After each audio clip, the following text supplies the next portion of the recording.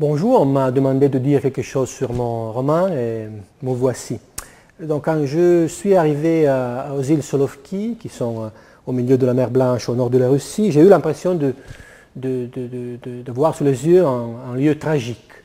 Il y avait une nature puissante et brutale, il faisait froid, il y avait du vent et il pleuvait, et le continent était très loin et pendant l'hiver, la navigation est presque impossible. Et il y avait aussi une histoire tragique et mystérieuse. La plupart de l'île principale de l'archipel est occupée par un très vieux monastère. Et dans ce monastère, pendant l'âge stalinien, on a bâti le premier goulag soviétique. Donc des milliers de prisonniers ont vécu là-bas et des milliers de prisonniers sont morts là-bas. Bref, c'était le parfait décor pour une histoire noire. Et donc, je suis rentré en Italie et j'ai écrit. Et l'intention était d'écrire une histoire noire crédible, plausible, bien construite. Et c'est au lecteur de juger si le résultat est bon ou mauvais.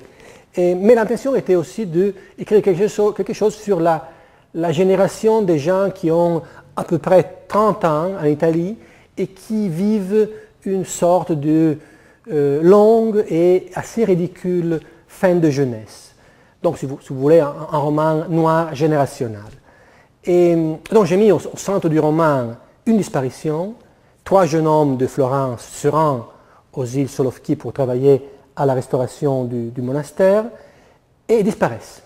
Un 4e jeune homme qui est journaliste freelance et qui a une vie privée compliquée et décevante, on peut dire, part à son tour pour les retrouver.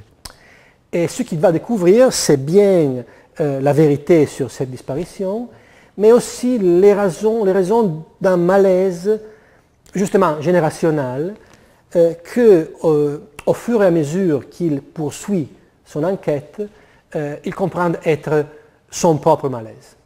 Et c'est tout.